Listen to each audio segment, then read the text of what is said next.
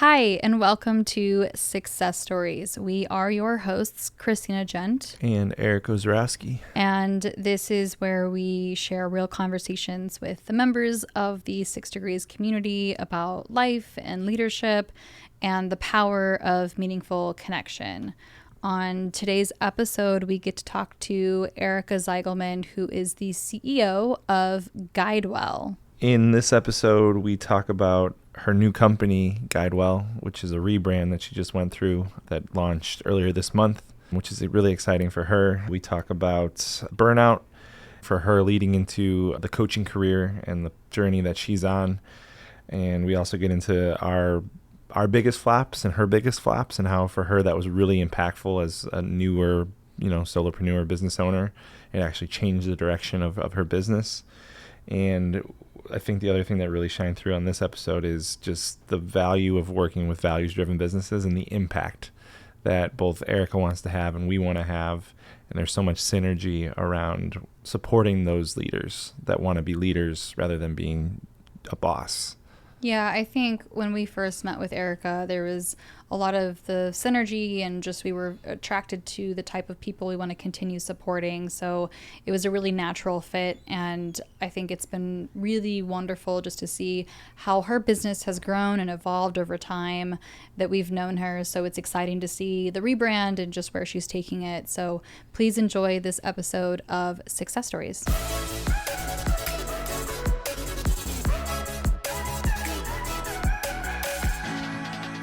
I know I do use this check-in a lot. I want to use it because of how you mentioned how you're coming into this of just having acupuncture. Mm-hmm. So I'm curious, where in your body right now are you feeling your energy?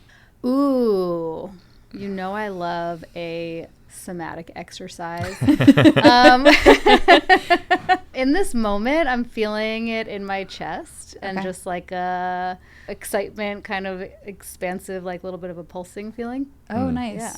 But what I was working on in acupuncture is actually a hip issue. Okay. Which, has been going on a long time. And I'm like, maybe I should look into that. So, You said you've been doing it for a while. Has it been helping? Yes. I do acupuncture for all kinds of things. But, it helps with everything. Yeah. It's one of my go-to self-care practices. Yeah. That's awesome. Yeah. I think right now I'm feeling it. It's almost like I can feel my sternum and it's just solid, but not in like a pressure.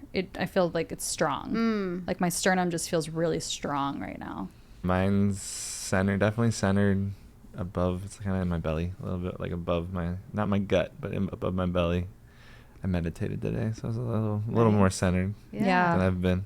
I walked in as you were doing that, and I was like, "Oh shit, gotta be quiet." I heard you. I was aware. Yeah, I mean, our place is small enough; it's easy to kind of run into each other in certain moments. And so I was coming back from a coffee meeting, and usually I would just walk in, and I had no idea, and I was like, "Oh shit, dog, be quiet."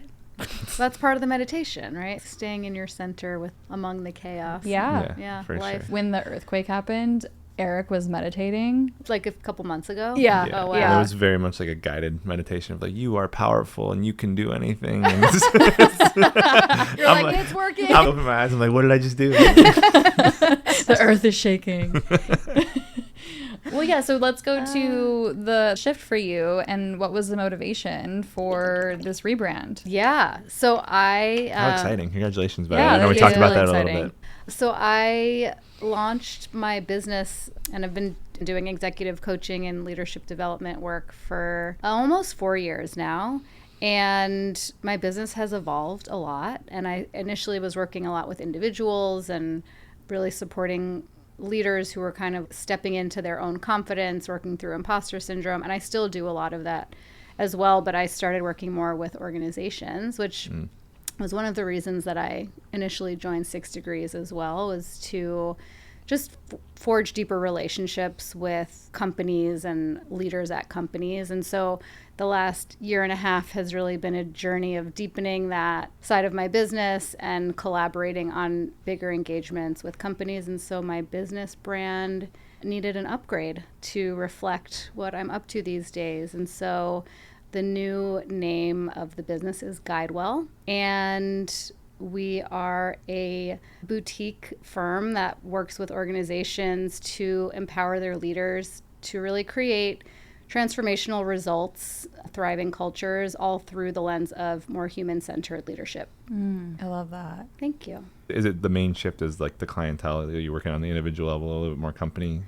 Is that the main piece that's different than what you've been doing? Because I feel like that work has been at least parallel to what you've been doing. Yeah, the essence of the work is the same, but it's an expansion. It's definitely an up level. So it's working with organizations, doing much larger, longer term engagements, having an impact on company culture and leadership culture within companies. So it's a big up level in the sort of scope of the work. But then I've also evolved a lot internally. And when I started out, I was very much focused on leaders who were really feeling burnt out. And this made sense because the timing aligned with COVID. Sure. This business idea was born in 2020. And so when I launched, it was very much about connecting with people who were just feeling the heaviness and the disconnection of that time. Yeah. And while I think that those themes are still relevant, what I'm doing now is just bigger than that. And it's more about how we can blend like really sound business strategy with an awareness of all of the things that make us whole and empower us. So our mental, cognitive intelligence, our emotional intelligence, our somatic intelligence. That's why I really love how we started this conversation, and bringing that online for leaders to do their best work and to like really shift the paradigm of what success looks and feels like. Nice. I love that. So part of it was, correct me if I'm wrong, but part of it, you experienced your own burnout. And previously, that's kind of what led you on this path of, I think I need this for me. Oh, yeah. Right? And so the coaching journey started as like, I kind of self-prophecy of like, well, how do I get out of this burnout place? And it makes sense that those were your early clients. Yeah, right? yeah. And I always say like my pain became my passion. Yeah, and that was even, well before COVID in my own professional journey, specifically when I first was promoted into management roles and just did not get the training or support that I needed to be successful. And so I went into overdrive and relied on my instincts and figured things out. But it created so much anxiety, and I probably went through 3 or 4 cycles of burnout over the years when I was working inside corporate roles. And then the more senior I got inside companies, working in big tech, as I was able to like promote and bring up the next kind of generation of leaders, I was trying to coach and guide them and mentor them in the ways that I wished I was. Sure. And it kind of like planted a seed. First of all, it really ignited a passion of mine for developing leaders and the people-centric aspects of that, not just the business outcomes, but like what it means to be human in the corporate world. There are many layers to the journey. Lots of personal experience is certainly woven in. And now I have, 4 years of case studies of how transformative this work can be for others too. Yeah. I mean, we share the human part of that, of that journey. And I think there's so much alignment with the work you're doing and what we're doing with conscious communication and just the human skills that we suck at. We do. No one teaches us. That we're not taught. They're unconscious. And some people, because of what resonated with me with what you just said is, my manager didn't teach me anything, so the pendulum swung for you the other way of like, here's everything that I wish I would have had. Yeah. And it's the same thing that happens with parents, right? So as the son or daughter, when I have parents, my mom did this and I loved it, so I'm going to do it for you. Totally. Or my mom did this and I hated it, or dad, or whatever, and we just swing, the pendulum swings the other way. It's so true. But it shows up as professionals as well, especially in that leadership role. Right? Yeah, but I think to your point, like the difference between repeating the cycle or swinging the pendulum the other way and like breaking the cycle or repairing the cycle is like our level of consciousness about it. Yeah. And I know that's our common thread too. And what really drew me to 6 Degrees was just this acknowledgement of a more conscious way of being, of leading, of connecting. It's such a game changer. And once you see it, you can't unsee it. Right. More and more, and someone said, I heard this and I don't remember who, but is more and more as I just believe that awareness is the most important thing. That's always comes first. Everything is rooted in how aware am I in this current moment, in this situation of me and how I'm showing up and how that's impacting the people that are part of whatever the conversation is. It just comes back to awareness. 100%. The Well, awareness. Can I even be aware of why I went down this path and on this journey? So you had the experience of the burnout, and it wasn't until I had a conversation with someone recently that I realized, okay, wait, why was this community, why was 6 Degrees, why was, even before we've evolved it in the last 3.5 years, why was it attractive to me? What was I trying to fix internally? Because that's clearly, right? And so looking back at even some of my upbringing, moving around a lot and constantly having to make new friends and not really having a consistent community of people, then looking at, oh, okay, that's probably why this was so attractive to me. Yeah. Here's We're this just community. healing our wounds. We really are. But I think there's so much truth to that, though. Like, we are, and it's consciously or unconsciously. Exactly. Everything's so random. Even like the relationships in our lives. Our parents decided where we live, so we go to a school with other parents that decided to live there. But the kids that I meet, some of them become friends, some of them don't. Some of them have activities that we share, sports, theater, whatever it is. Then I pick a college, and the college is kind of a random, right? Maybe there's a major that I like, but the people there, they're from all walks of life. And I click with some of them and some of them I don't. And then I go into the workforce.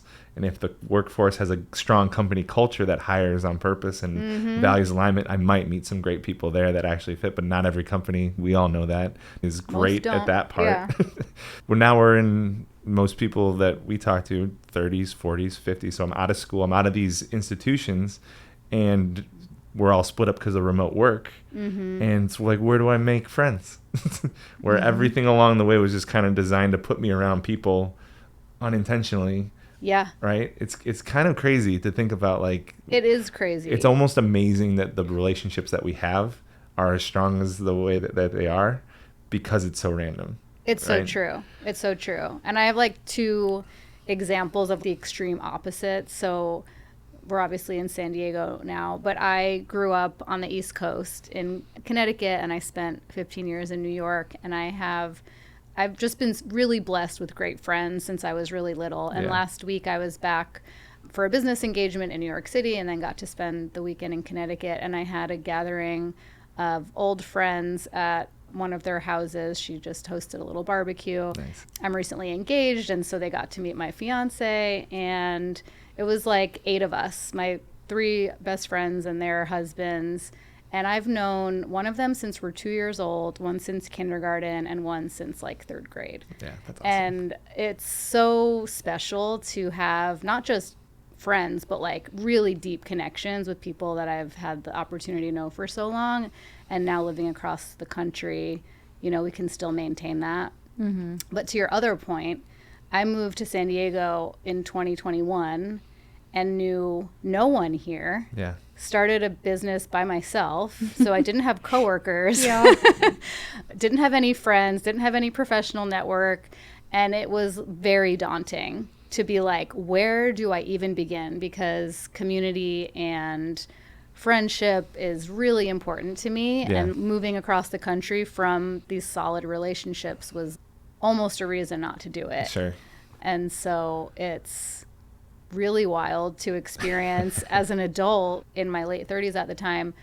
How does one go about like starting over and building relationships that are not just surface level? Like, I really wanted quality, meaningful relationships. Well, so check to everything that you said, and then add, we're going to start a business around that, moving across the country to a city that we don't know anyone. Right, because you also did that. Yeah, we were a year ahead of you, essentially. And it's like, looking back, I was like, that was a crazy thing to do. I think that all the time. I'm like, what was I thinking back then? I think COVID made us all crazy. Definitely. We always were going to move here. Part of it for us, we had one foot out the door. We signed our lease in September of 2019, going like, okay, one more year, and then San Diego. Okay, so And that was already on pandemic kind of just happened, and then Yeah. of just like, okay, we have a 900 square foot studio apartment, 2 humans, 2 dogs. We're locked in. It's 10 degrees outside in February, so we can't really go anywhere. Yep. We're not going to make it to the September of this lease. There's no way.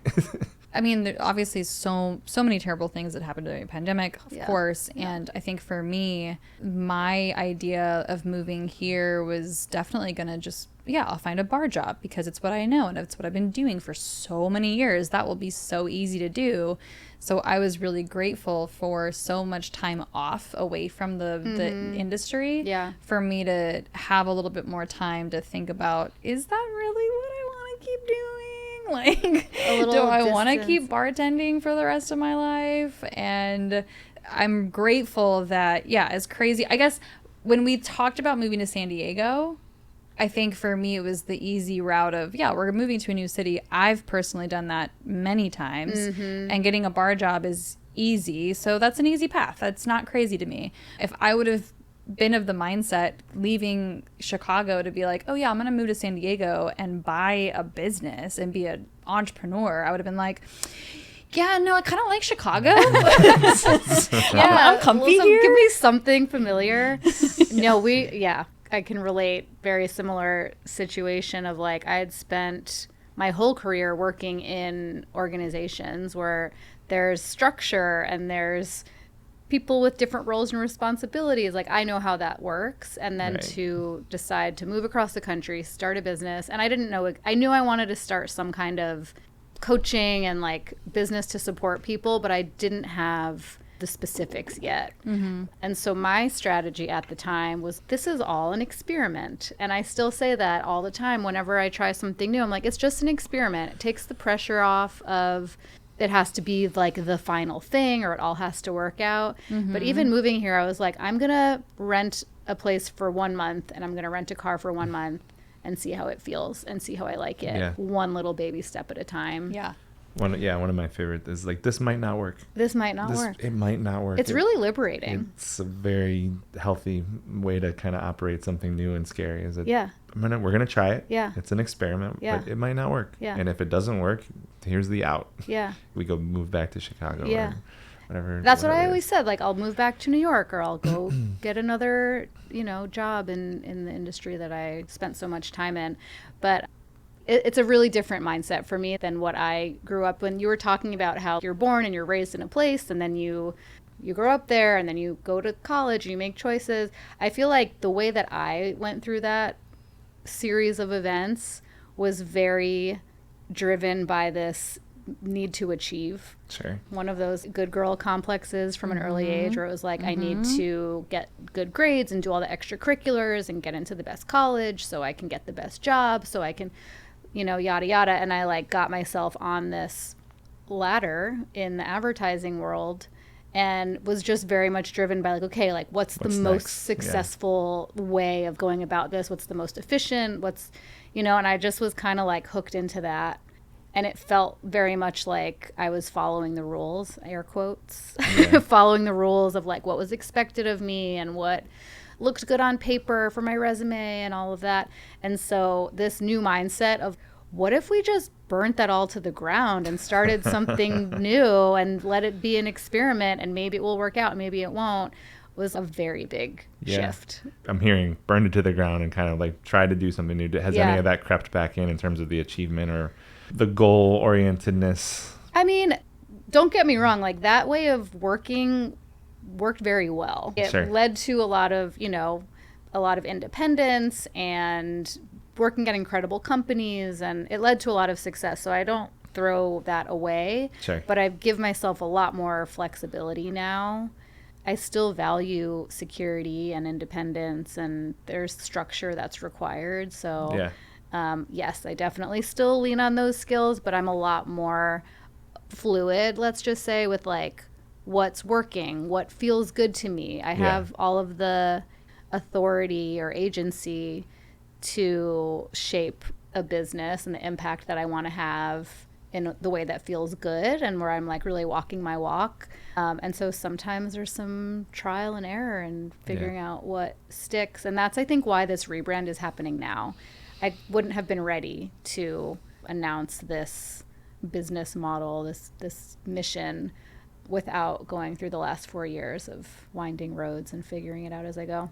Yeah, it's interesting listening to this conversation and thinking about how much has changed over the last 3.5 years with 6 Degrees and how it's evolved, and how part of what has been difficult for Eric has been the changing of things. And so I think maybe even putting the lens on it of we're just gonna try this thing and it might fail and that's fine, and we can try again. Yeah, I very much have operated that way, and I tell myself that as it might not work, and it also drives me crazy that I don't want the business to be the experiment, right? I want to experiment within the business for sure, right? Yeah. It's harder to, and different if it's I'm a solopreneur, I'm my own business, and it's like, no, the business is the experiment, it's just me. I think because it's both of us, I need a little bit more stability. I think the mentality has always been like, this might not work, we're going to do something, we're going to take a big swing, and we're young enough and we're smart enough to figure, if it doesn't work, we'll figure that out. For the last few years, there's just been this almost feeling, but also that there's parts of it's like, well, that works really well, and this part's not working well. So how do we get, I just want all the parts to kind of be working. I want the wheel to turn, and it feels like we turn the wheel a little bit and then the wheel gets stuck. And then we turn the wheel a little bit more and the wheel gets stuck. It hasn't really been the fluidness or the flow state of operation. I feel that big time. And I will say this year, 2025, is the first year that I feel a flow state. After, again, launching in 2021, the first few years was a lot of, we were saying, experimentation and trying things, and this is working and this is not working, and hiring different coaches to support me and figure it out. And I spent 1.5 years working with a coach who my business performed worse after working and investing in that for 1.5 years. But I have no regrets, because it was through that I was like, I actually need a totally different business model. And that is what pivoted me to where I am now. Yeah. So I'm grateful for all of it. It's all part of it. It's all learning. It's all part of it. We can't get to the next part without going through this uncomfortable, messy middle. I struggle with, it's not failure, it's lessons. Right. And then the mentality of like, I want to fail. I want to fail faster and learn how to be comfortable with failure. Because failure is the door that opens the next door. Right.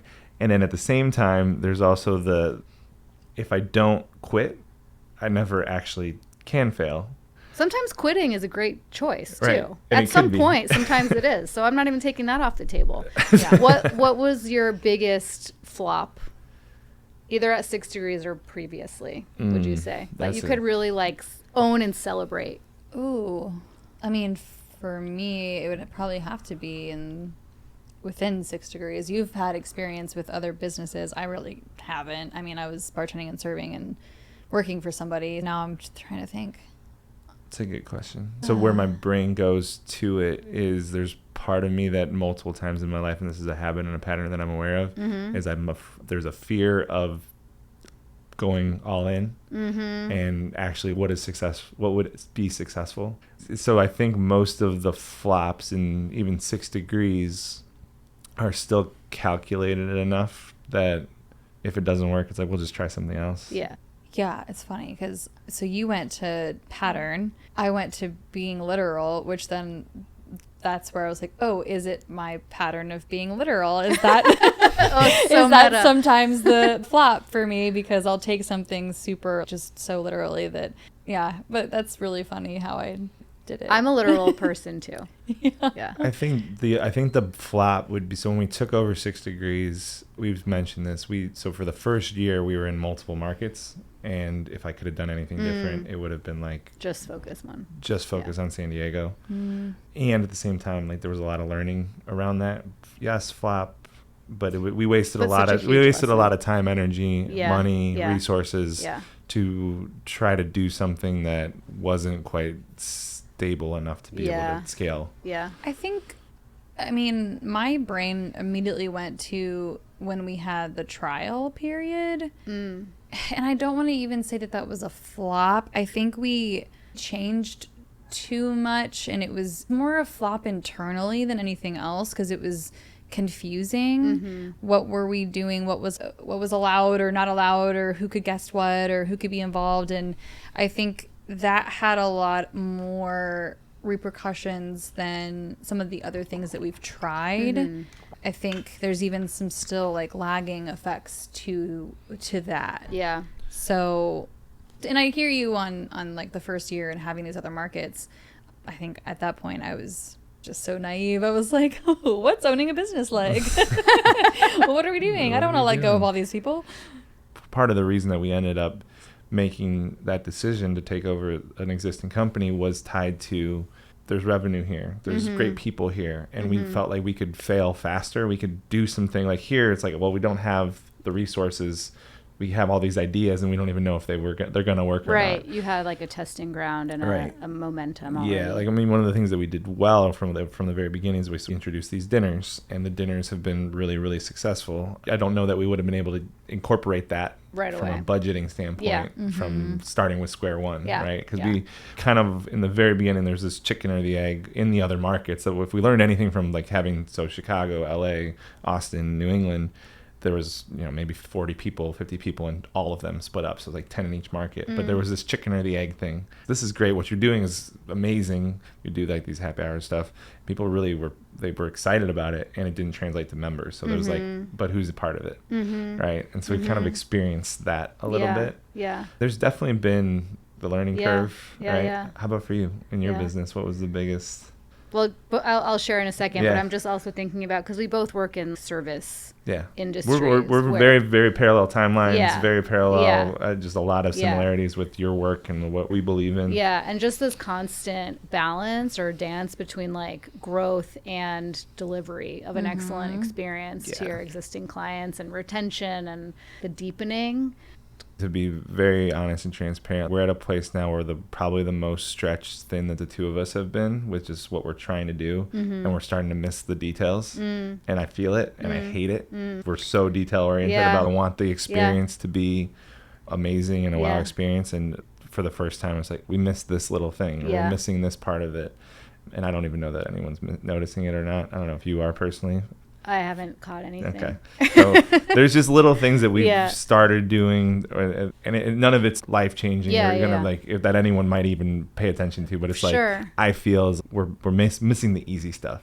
I know. I facilitated a workshop in New York last week, and it went really well, and then it closed, and I completed it, and literally I was still in the room, and I was like, oh, I should have ended with everybody like going around the room and just sharing like their one top takeaway. It would have been such a strong ending. I immediately was like, that was such an easy miss, like such an easy win that I missed.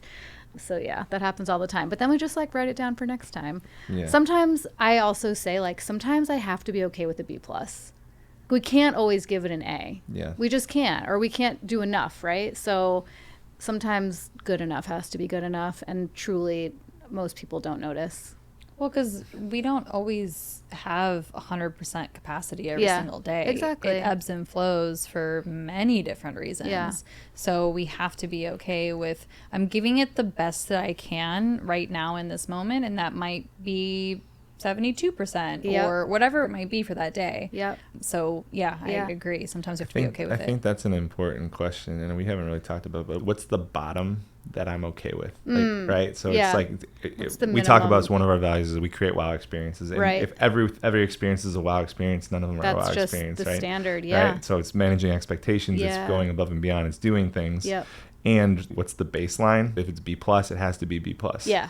Where it's like, look, right. we're you human. Can't let that slip. Right. Actually defining that piece of it is an interesting thing to go, we're doing this great and this is awesome and we did this, but we missed this thing, and that actually really matters. Yeah. Right.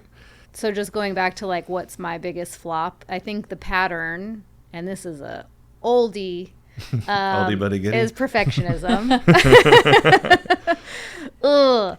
Definitely like still recovering in that area, but like a specific initiative was I was trying, before I started really honing in on my strategy of working with organizations, I was trying to launch a group coaching program that was, I think it was like a 10-week program that individuals could sign up for and create community of leaders across companies. And I invested all of the summer of, let's see, what year was it? Probably 2023, creating the details of this program, creating a website, working on a to the T marketing plan of an email sequence and social media and doing live events and free workshops to drive leads. And I worked my ass off to follow the playbook for how to launch a group coaching program. And I had one sign up.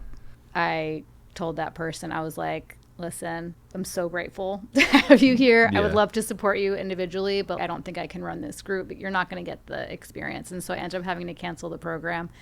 And I was so burnt out from how hard I worked on that launch and so disappointed in the turnout that I literally took like 2 months off after to just recover and regroup. I was just really salty too about like, I did everything right, did everything I was supposed to, and this didn't work, beating myself up over the timing or the messaging or what did I miss. And then with a little bit of perspective, I was like, I am building the wrong business. This isn't actually the model that this wants to be. Like the soul was calling for something else. It really wanted to be working actually on a bigger scale. And so realizing that was such a huge turning point, but it came from that low. We've experienced that a little bit with the leadership labs, right? Where we've really only had about 10 to 15 people in the room, and our goal has been double, at least like 25 would be the ideal size for something like that. This work is really important, right? You've been to a lab, and it's like, no, there's some magic that happens here. I actually love a small, intimate group. Yeah.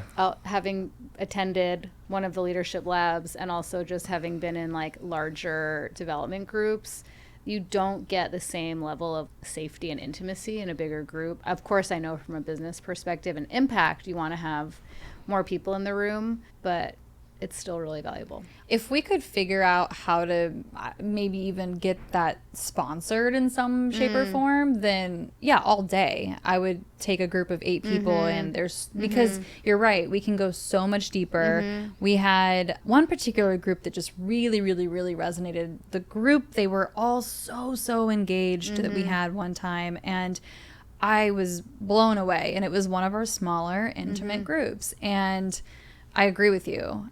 And at the same time, it's a business. Right. So I get that too. So it's like, I want to figure out how, if we're going to do small groups, and I'm totally down for that, how can we still financially make it make sense? Yeah. Yeah. Well, the other side of it is I've experienced that work in a group of 20, like 25 is, I think, still small enough, right?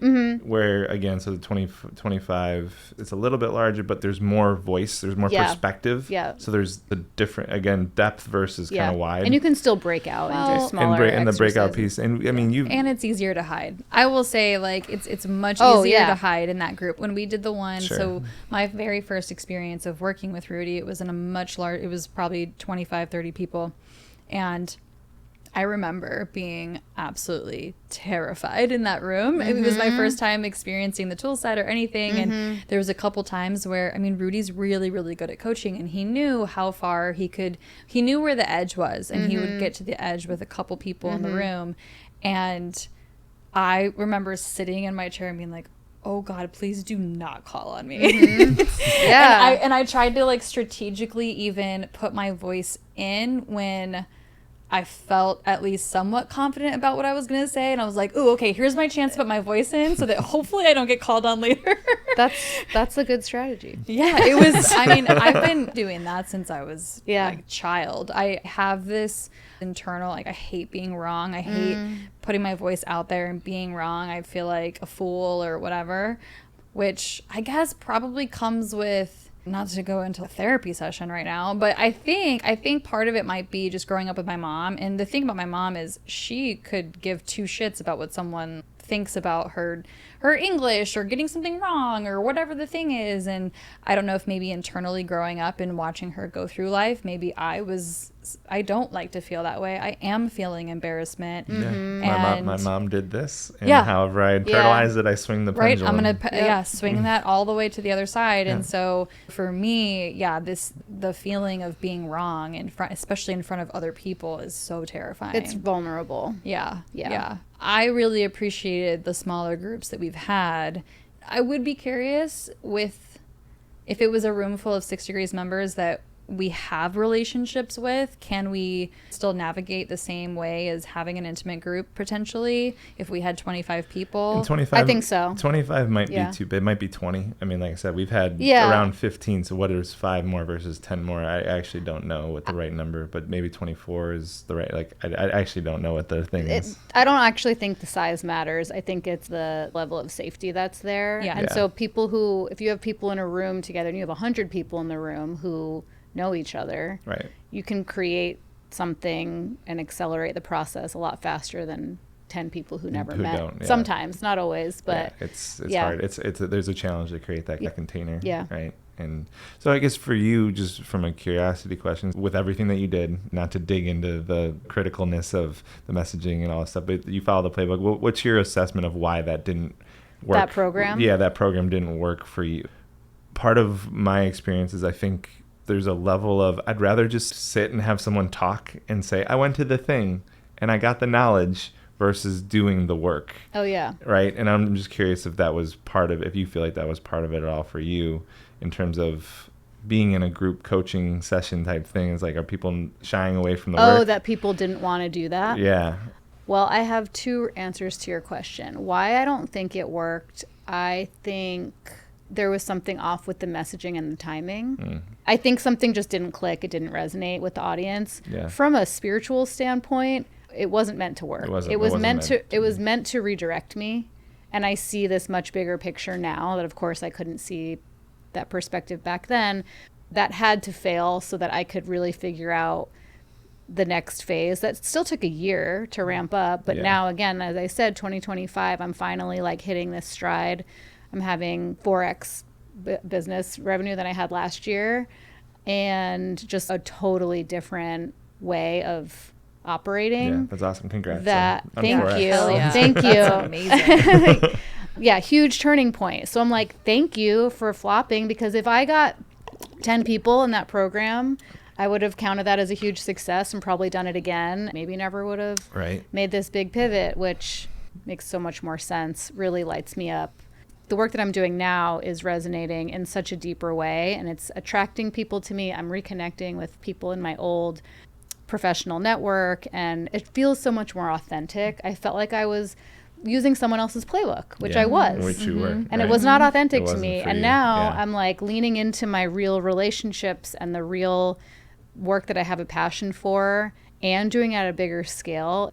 Don't know if I would have forced myself to take that leap had that little group coaching Yeah. program been more successful. Yeah. Yeah. So the coaching world is such a big, Yeah. and you get lumped into all of these Yes. different places. It How would you describe with what you do is different than Yeah. the millions of business coaches?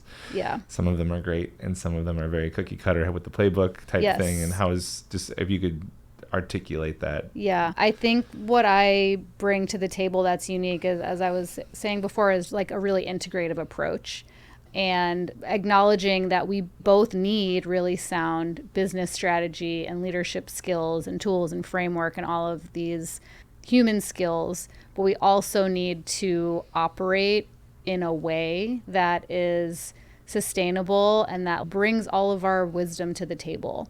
And so I talk about this mind, body, heart approach, where we are using all of our centers of intelligence, right? Our brains, our emotions, our bodies, our instincts, and guiding leaders through experiences where they're actually like getting a felt sense of what that's like and feeling like it's a transformation that happens. And I'm always sort of refining and experimenting with this formula, what works best with individuals, what works with small groups, what works with large groups. But really this like bigger picture kind of Venn diagram of the business and the human aspects and weaving that together. I feel like that's a more unique approach than what I've seen. I've seen, some life coaches really focus on the personal, business coaches usually Right. focus on the business. This is an integration. Interesting. Yeah, I mean, that's just so much of what we believe. There's only one of me. There isn't actually. It's not severance. Yeah. There's my split between my personal life Exactly. and my professional life. It's all me, and how I show up in one is actually connected to how I show up in the other. 100%. Right. So to have Yep. that integrated approach, I Yeah. think is really, really important. Again, Yes. not for everyone. Certain people need certain things, But just more and more, I'm just like, no, like there's only one of me. There's only one of you, and we all deserve to live whole, fulfilling, meaningful lives, right? And that means our families and our health and our personal hobbies and interests and our careers, like all of it's important, our faith, our community. So how can we bring that into the conversation? Because if you're a leader, you're leading all of these parts of your life. Right. And you're also, as leaders, and that's typically the audience I work with, and I know you also, you are a role model. People are watching you. And so when you walk your walk, other people learn how to do it. They see what it looks like. It gives that permission, and it shifts the model. So I feel really passionately about that. Yeah, and I no, think my own same. experience of being on the other side and feeling very under-resourced, burning out, not having support, also really fuels me to give people the support they deserve. Yeah. Because it's such a game changer. When you were on the other side, did you hire someone like what you're doing now? Yeah. To find that support, or were you tinkering and kind of learning some of these tools, or was it a combination of both? Oh no, I was deep in the I need support phase. And honestly, I just finished, but I have been working with a different business coach. I have a therapist. I have an acupuncturist. I have a whole team, because we all need to like be supported and have our resources. But before I ran a business, and when I was in my own struggles, in just totally depleted and exhausted in my corporate roles, and I think maybe 2017 was probably like a rock bottom, I hired a really incredible coach named Julie Santiago, and she was the one who like named that I was in burnout, and I was like, oh shit, I was so in it I didn't even see it.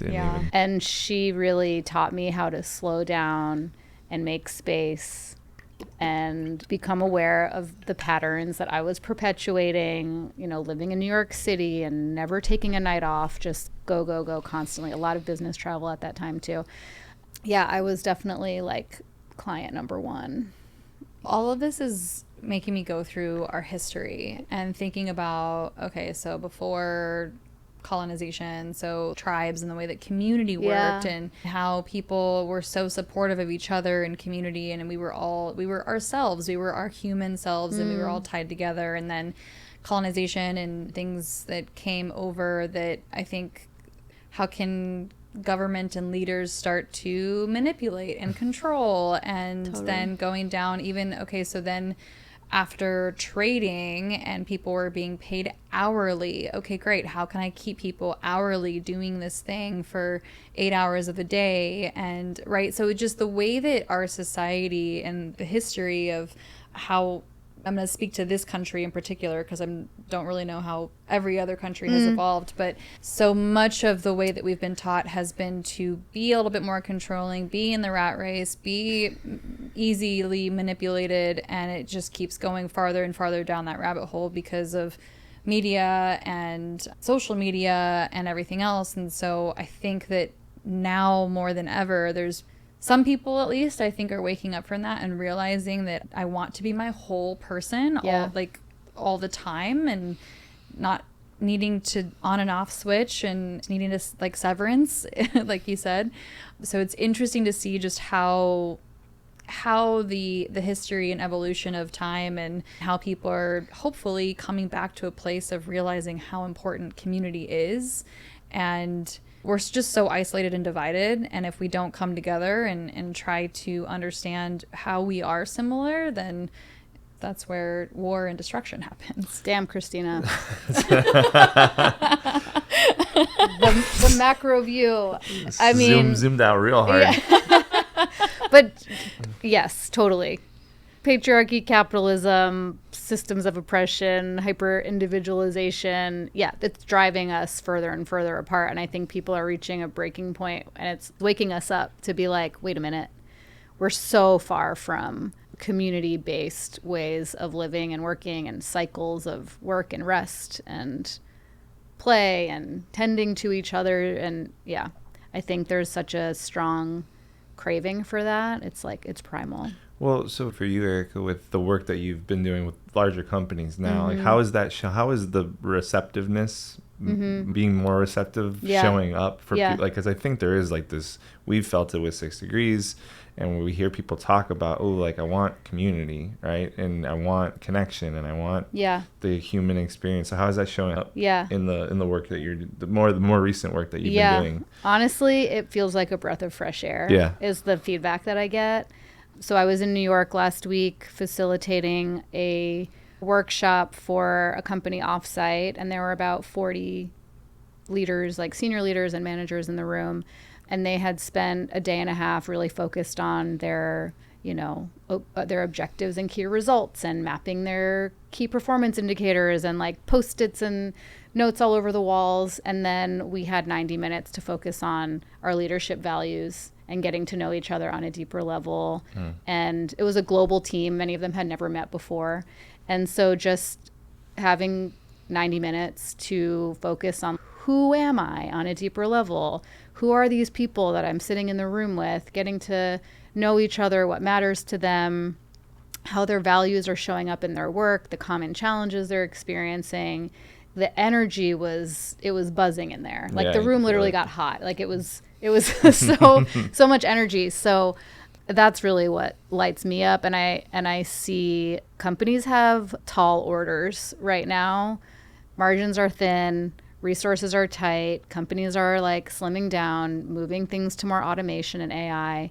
And I think people are really craving that human connection. Well, what you just said, what really resonated to me is the fact that, so this organization, there's so many organizations like this, but like not everyone knows each other. We work for the same company. There's big giant companies like, well, there's thousands of people here. It's like, that makes sense. I think part of what I'm anticipating is, so there's going to be this mass layoffs related to AI and technology, and companies are going to shrink, and they're still going to have the we don't know each other problem, right? And so there's such an opportunity. I mean, when we took over 6 Degrees, we're like, how is this a community if not everyone knows each other? What we've been trying to do, and there's different versions of this, is Christina and I know everyone. Right. But you probably know your group and the handful of other people, maybe 20 or 30 people of the 100, right? So maybe you know half. And they're all great people. So they're all great people. And this is a challenge of just the remote work environment that we're all in, is so we can get more done, but we're all on our own little siloed ships zipping around when we need to all be on the same goal, or on the same path, trying to reach the goal. And it's such an interesting thing to hear, like, oh yeah, this organization, I don't know how big that organization was, but there are thousands and thousands of people. So thousands. I was working with one team within. But even on a team, right? Even in a department, it's the same type of thing of like, there's a level of depth that if we can get to, I'm going to ride or die with whatever Erica needs from me, right? Versus, well, I don't really know her. It's so true. It's so true. And some of the people in that room had been at the company for 10 years, and some have been there for 6 months. And the ones who've been there for 10 years, they know the veterans, but they didn't know the new people either. So no matter how long you've been there, there's always this need to be making new connections and relationships.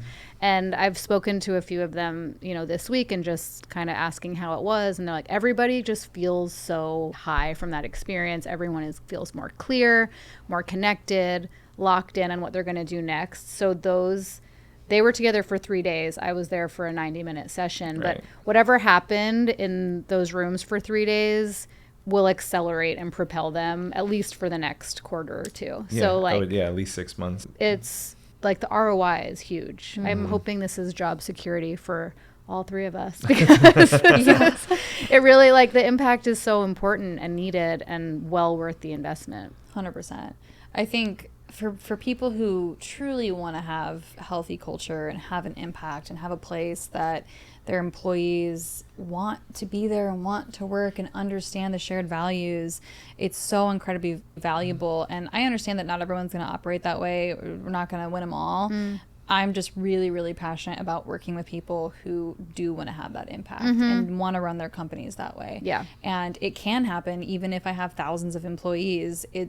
Culture is based on behavior. And so how can we be able to teach that and implement that with as many or as few people that are part of the organization? Well, it goes back to leadership. So if I'm walking the walk and I'm talking the talk, and I'm the leader, we unconsciously tell the staff, the team, anyone that I'm around, what's okay. Exactly. Right? Without even realizing. Yeah. It's like, well, I saw Erica do this, or I saw Christina do this, and I'm not actually telling myself that, but these are the behaviors that are showing up. Oh, you double booked me on my calendar. Okay, we double book people here. Well, yeah. I figure out how to prioritize based on the systems that get created. I had a conversation with a leader who was wanting to get more people to come into the office more often. Yeah. And but 10 minutes prior said that they go into the office 2, maybe 3 times a week. So it's like, okay, well, based on the behavior of the leader, I'm going to show up the same way. So, and back to your point too about how companies are responding, like I'm finding that I'm sort of naturally gravitating toward, or they're gravitating towards me, the companies who are intentional about investing in their people and who know that their people are their greatest asset. I work with this one organization who has, I just think this is so cool. They have an in-house conscious leadership coaching team. And all of their leaders, there's this book, The 15 Commitments of Conscious Leadership. All of their leaders get trained in it. They have this common language. They have coaches facilitating group trainings and like smaller mediation groups. And they are creating this really deep culture of, That's amazing. Yeah, addressing issues at the root cause, taking 100% responsibility, creating impeccable agreements. Like all of these things are baked into how they operate. And it's incredible to see companies who are leaning into that and the results that they have, and how their leaders are just able to take things to such a higher level because they have these skills. Well, that was the pizza restaurant that I talk about. So I think it's come up on every episode. So there's this pizza restaurant. But it was, so he, instead of having an in-house conscious leadership team, he taught Everyone the tool set, yeah. right? So you've experienced conscious Oh, this communication. is through Rudy, yeah. So Rudy was the consultant that brought this tool to the pizza restaurant. Yep. So most restaurants have a version of Train the Trainer. To be part of the Train the Trainer, as a trainer, I got profit sharing, and I was also teaching the people that were coming onto the team the tools. Yeah. Right. So it wasn't just top down conscious leadership piece. It was, every single empowered. person that comes through our organization, from orientation to development path, and then the leader of the company is actually, so how are we using purpose and values? And it was like, I walked into that as from out of college. I'm like, this is how all businesses run? Yeah, right? No. What a gift! far between. What a gift and a head start. Yeah, and that was to do that at a pizza place too. It's like it works. Yeah, anywhere. It works anywhere. And so a very unassuming pizza place. And they just celebrated 30 years in business. They've been doing it for about 20. Yeah, and I'm sure that's a big part of why they're around for 30 years. That's how we already learning how to bring someone on officially, and we brought on an intern, and that's what we did. We spent orientation going through 6 Degrees, purpose and values, and then also touching on safe space from Rudy's work and teaching from that, because that's how we also want to run our company. Walking the walk for sure. That's a big goal for us, is to be one of those companies, right? We have two sides. We have members in our community, and then we want to build a team and an organization. Yeah, you're operating. So how can we do it for both? Right? Yeah. It definitely takes more effort, but it's like the intentionality and laying the foundation greases the rails for everything else to happen. It's so worth investing in that up front. 100%. Yeah. Yeah. I mean, I saw kids, 15, 16, 17, 18-year-olds having more real conversations than 50-year-olds. And also those skills, no matter where you go, if you don't work at the pizza shop forever, you're not going to forget that. Right. It becomes part of who you are. Right. Yeah. And now how you bring this into 6 Degrees and to other organizations, and people learn it at the leadership lab and they bring it to their companies. I mean, our missions are so aligned, even though our businesses are so different. It's that ripple effect that happens when like someone wakes up and becomes more conscious about how they're operating. And when you have that awareness, you make different choices, and then you impact other people in a different way.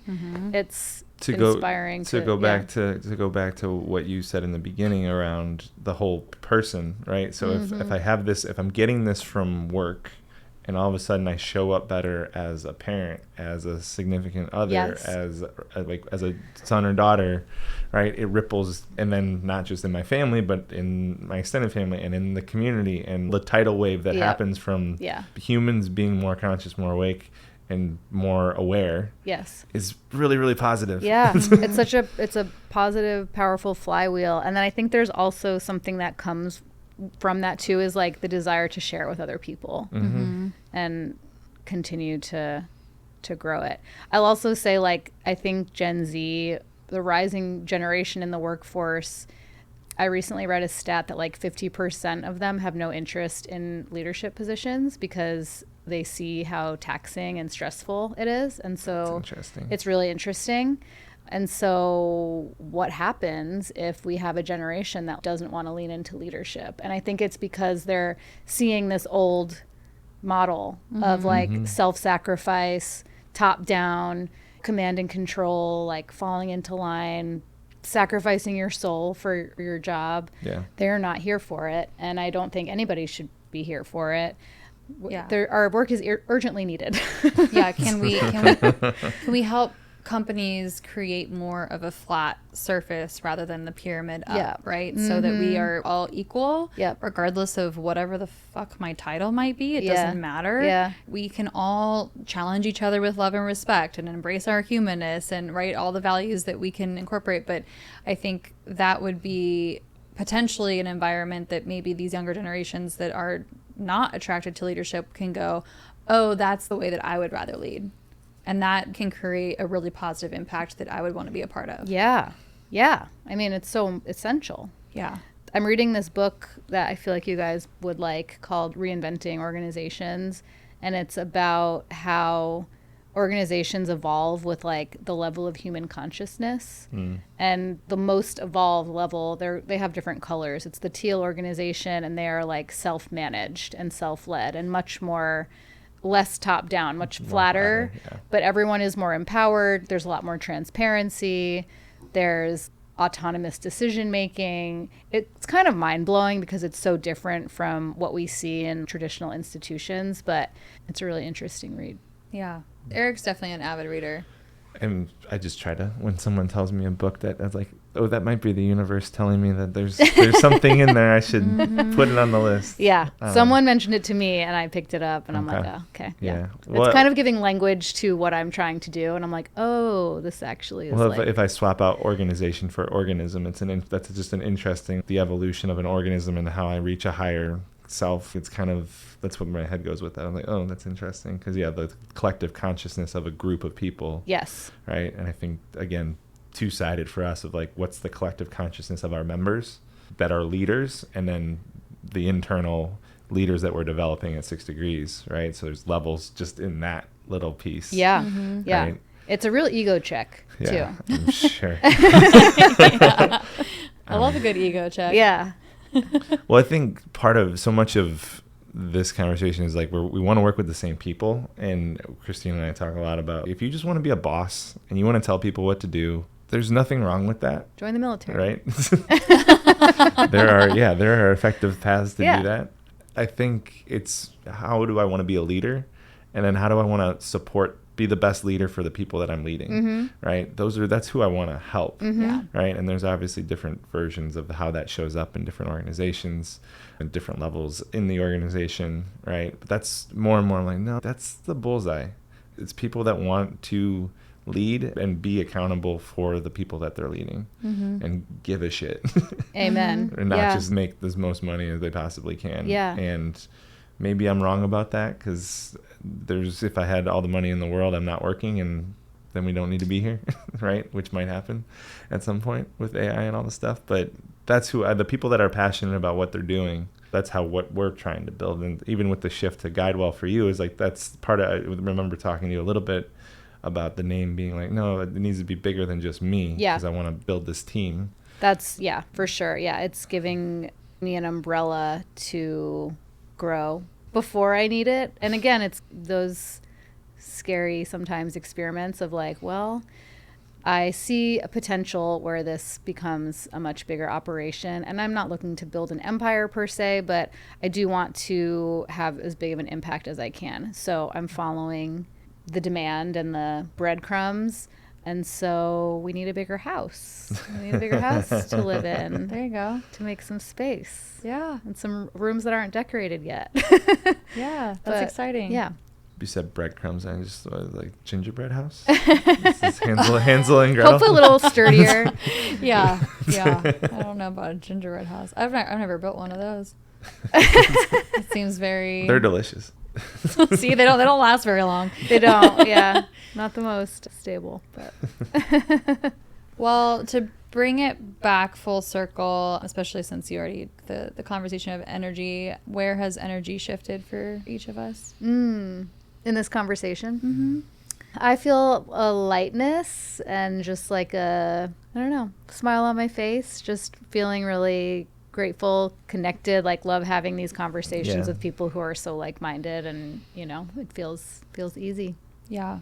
There's a grounding that happened definitely for me, like within the conversation. The energy shifted lower in my body and kind of just sunk in a little bit more. Yeah, I don't know that it moved. For me, it's still centered and definitely like the warm and fuzzy lightness kind of feeling to it. Yeah. Love what you're doing.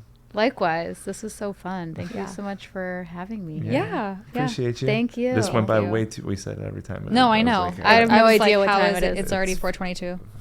Oh, damn.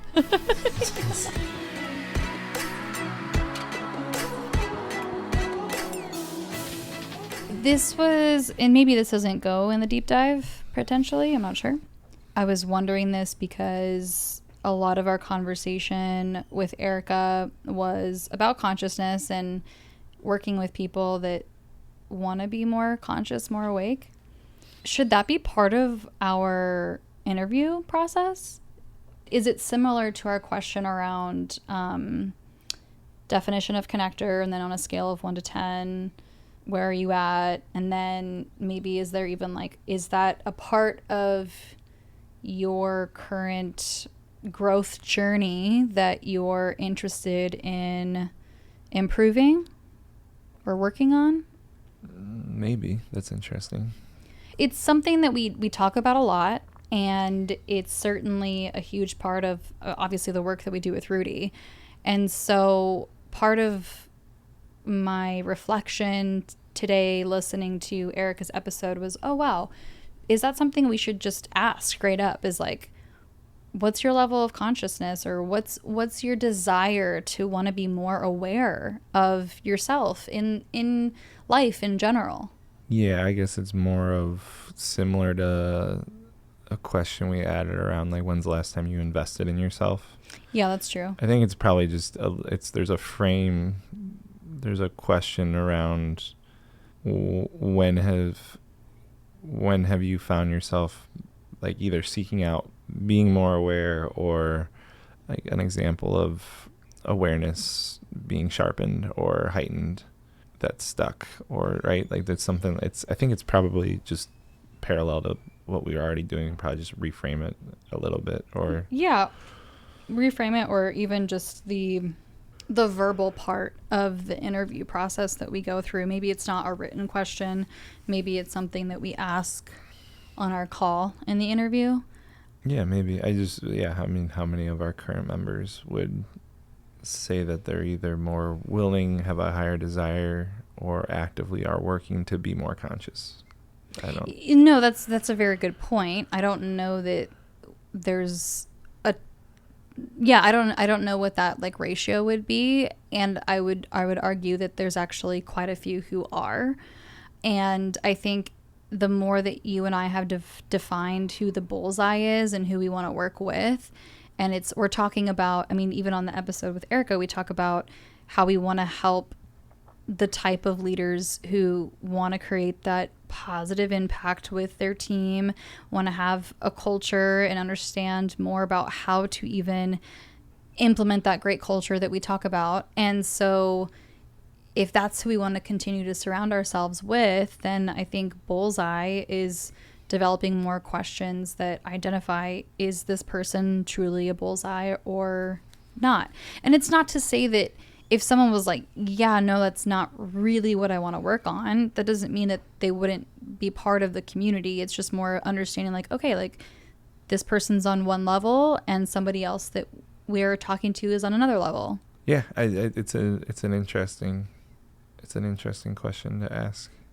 It's something that's obviously important to us, and part of the reason to bring in Rudy's work in conscious communication is it makes relationships stronger. I'm able to connect better, both business, personal, right? It's a well-rounded aspect of deepening relationships, right? Mm-hmm. So, yeah, is that a path without getting spiritual and, awake and or towing that line, right?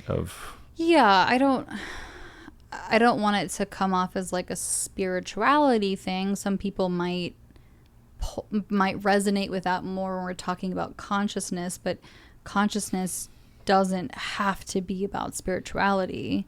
Right. We talk, a lot of our check-ins for this podcast is like, what's your energy level? And like, that's a little woo, right? And then there's this, well, we're not, I guess it's an interesting other like turn of, okay, we're not a business networking organization. We're not a, social club, Mm-hmm. right? And we're also not like a spiritual awakening type thing, except part of it is all of those things. Sure. It's an interesting another dimension to bring in, where I think awareness is not necessarily spiritual. Right. And there's a fine line, right? I mean, even some of the conversations that we have around just breath and breathing and being more aware of my breathing is a little bit on the edge of spiritual.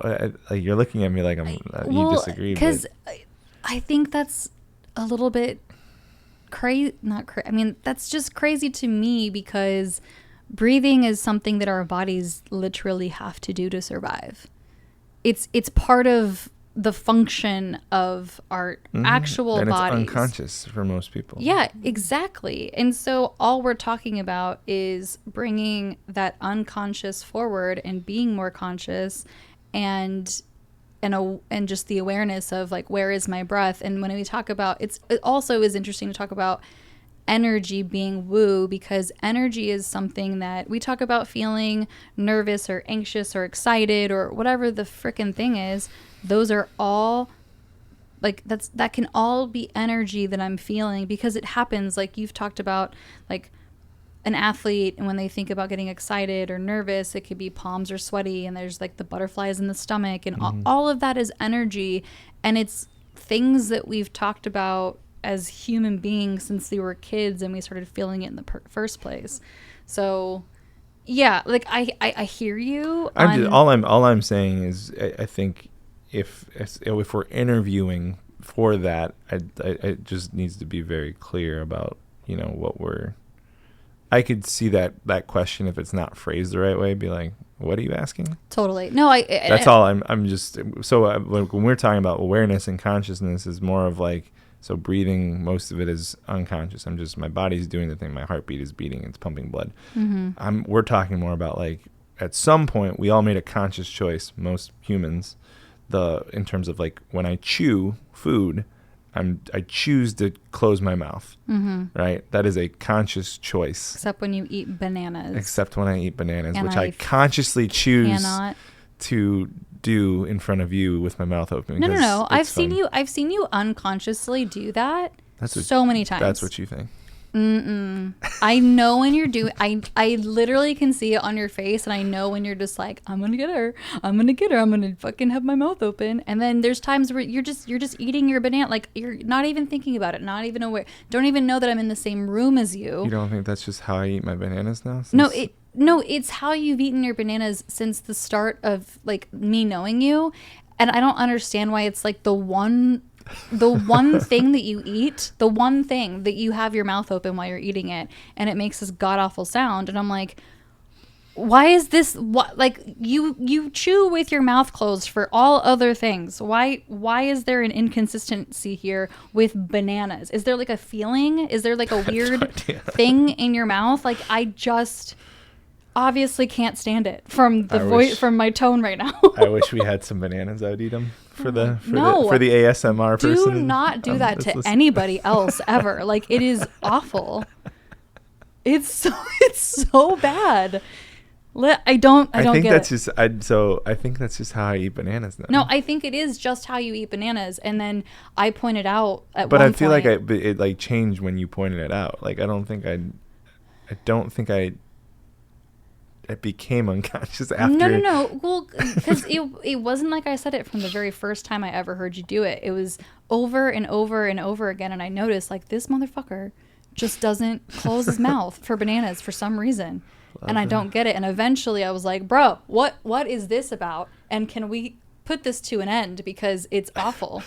And you just still like, no, I'm just going to eat my bananas with my mouth open. Yeah. It's so irritating. Yeah. I think that's interesting. I just went off about bananas. It was kind of bananas. Sorry, but I love my bananas. I love them too, but not when they sound like just disgusting. Okay, so this is kind of fun.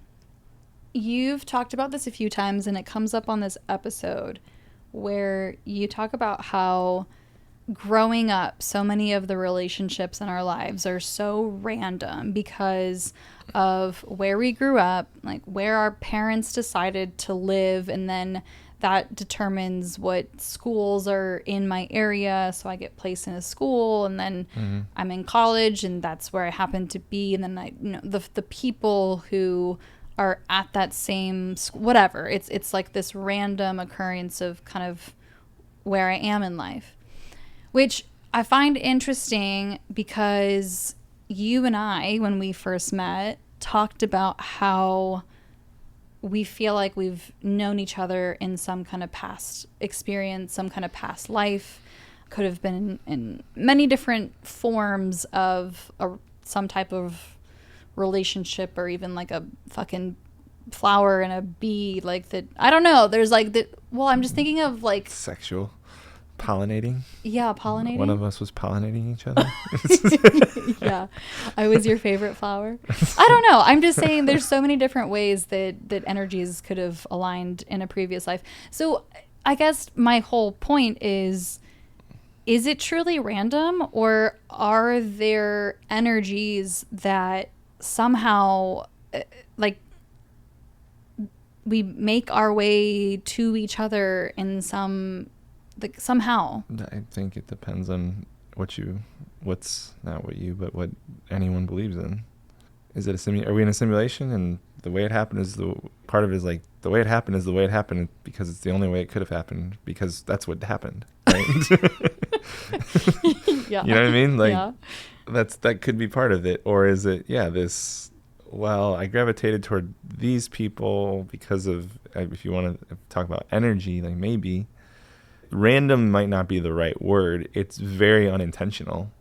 I like the way that I grow up and the way I meet people, and how I'm on a sports team, and especially or whatever the theater or whatever the extracurricular activity, depending on where I'm at, like those are the people in my life. There's 8 billion people in the world. Being born in the U.S. is like fucking winning the lottery a little bit. Yeah. Right? So there's a randomness to it, and the randomness to what you're alluding to might not be as random as it seems. It might be, but in terms of like, this is more like the free will conversation. Like, am I making choices, or is the world just kind of pulling me through? Well, I guess my whole point and my question is, what do you think? I change my opinion on this pretty much every day at this point. There's an argument that with what we're doing with AI, if we are able to create a simulation, right, like a video game, right, Mm-hmm. and if I'm able to create that, like, Are we the Are we creation of created by someone else? That's Mhm. right. And Mhm. there's a million versions of this, right? Of whatever. I have no idea. And then there's the part of me that's like, yeah, like this energy piece and listening to signs and like hearing just like the weird things that kind of happen around. I'm listening to something right now about just like near death experiences Mhm. and how like the afterlife, and then like, well, do you believe in a soul? Where does the soul go once something passes away, or someone passes away? Does it, if you believe in reincarnation, like that's part of this conversation. I go back and forth on all of it. Like, what's the point? What's the point of all of it? Aliens, mixing aliens Well, sure. throw more and more. I'm kind of going down like this history piece of like, so the whole history doesn't repeat itself, but it rhymes. And so this whole like, okay, AI, nuclear war, World War III, Sure. the world's crazy. Like, so I'm in this history thing, and it's like, okay, nobody has released a nuclear bomb since like the 50s or 60s, whatever it is. And it's like, that's insane, right? And is there otherworldly intervention type thing? Yeah. We've joked like, what if Men in Black was like, what if the movie was real? Okay, you've joked that. But what if it, like, the irony of it is like, it's so ridiculous, but like the aliens created the movie, and it's like, and there's a bunch of just aliens among us type thing. Just like inside of I don't people's know, bodies. like, what if it wasn't? What if it was more of like this? I'd sound insane. This whole stretch is just like, Eric doesn't know what the fuck he's talking about, and it's a little crazy. But what if it was more of like, I could transform into a human, like not an actual like little tiny alien in a robot type Sure. body. Yeah. But if I could advance technology, I could just be like, well, these are the things, and I'm just gonna appear to be a thing as a human. What was your question?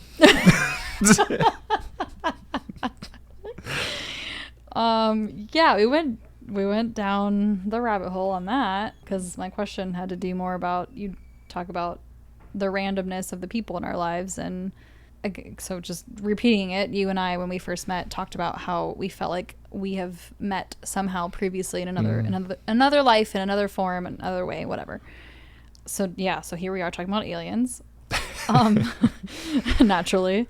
Well, so what I mean, the one thing that I do believe is it Einstein, of just like, energy cannot be created or destroyed. Yeah. Right? And if it's not created or destroyed, it would mean It goes somewhere.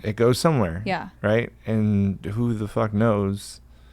Where? Your guess is as and- good as mine of if we have this feeling, this attraction of being together at some point. Like, that could have been 100,000 light years ago. Like, Totally. Like, what if it wasn't even on this planet? Yeah, it could have been on a different planet. 100%.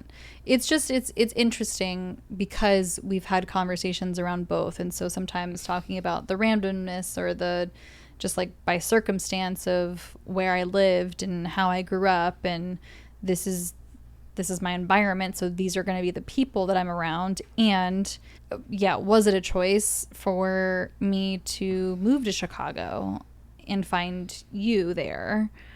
Was there something was there some kind of pull? Was there, right? Like what I don't know. I mean, then there's like the butterfly effect of like, okay, what if you don't go out after the Chiefs win the game and we never have that interaction, even though we had met 2 months earlier? Like, yeah, I mean, we could have easily not had the night of us like truly connecting happen, and then one of us ends up in another relationship before meeting again or something. Who knows? So I mean, like, that's the part where like, is it written? Is it destiny type thing? And like, none of it matters, or is it all of it matters? Well, but even think about how crazy sometimes the timing of something is. Like, we ran into somebody that we knew at the Denver airport, which is one of the biggest airports, and happened to be in the same line for pre-check. Even it wasn't even, I mean, like the circumstances for us to have arrived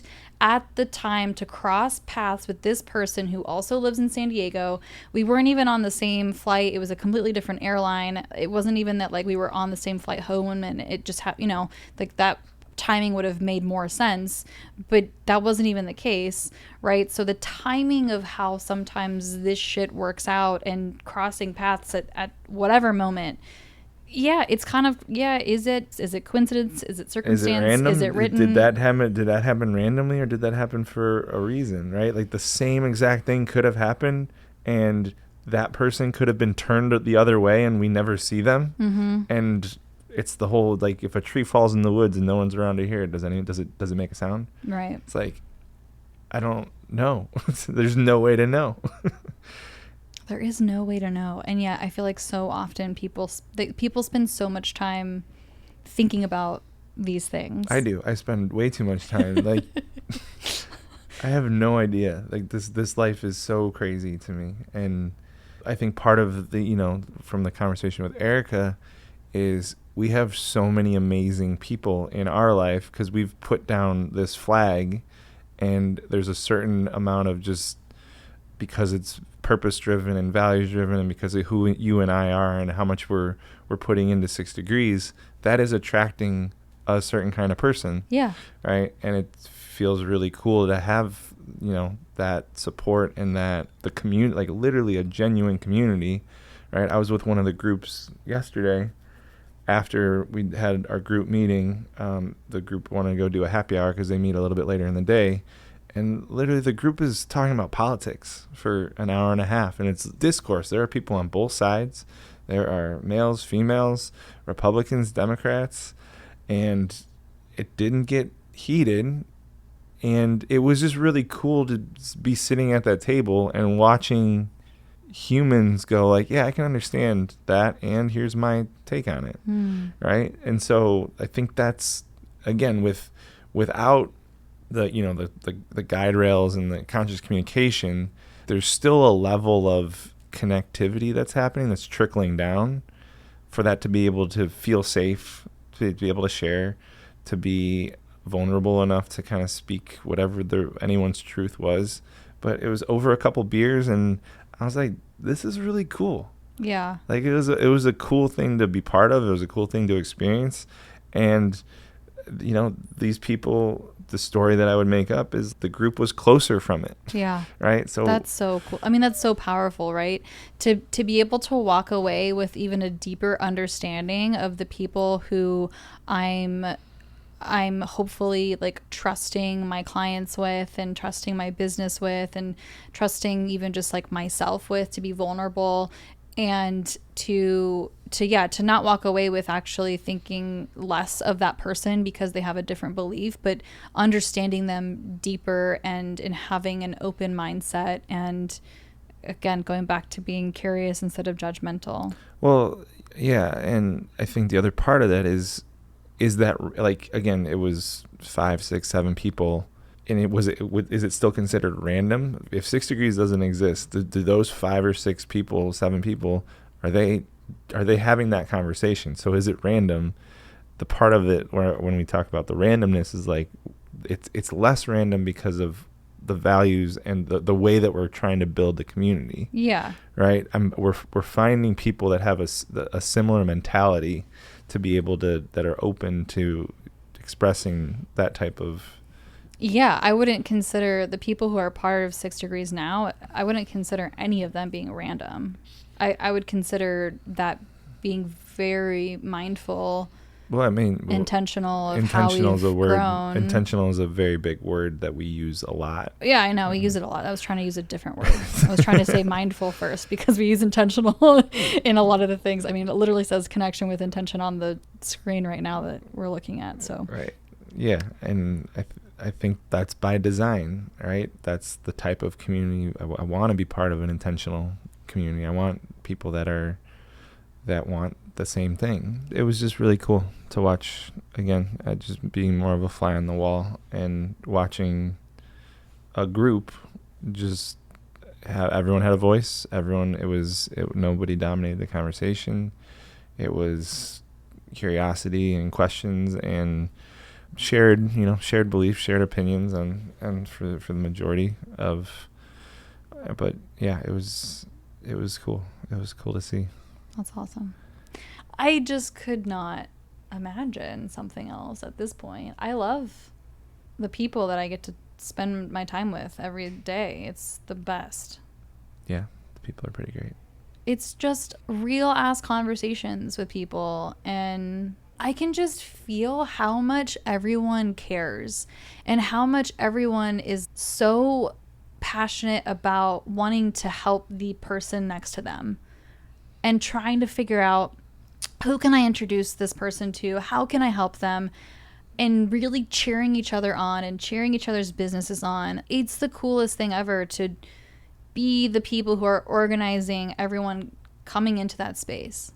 And yeah, the people who got together and spent time talking about politics in a healthy way, would they have ever met if it wasn't for 6 Degrees? It's like probably not. No, probably not all of them, not all of them together, right?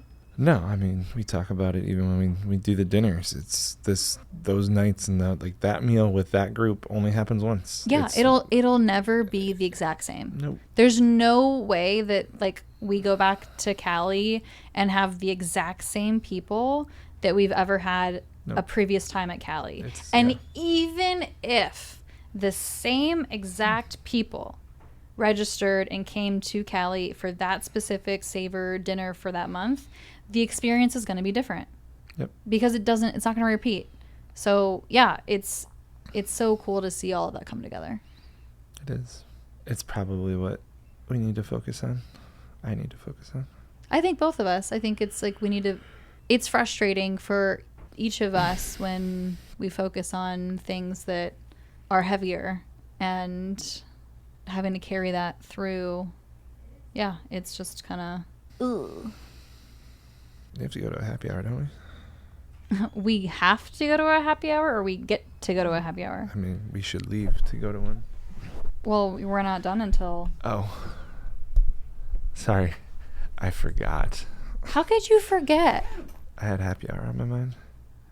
Put her there, bub. Little bub will be disappointed if you leave without saying, put her there. Little bub? Who's the little bub? Little bub. Bulb? Bub. Bulb. My little bub. A little bub. Little bub. Put her there, bub. Bub. This is getting weirder and weirder. Yes, but that's the point.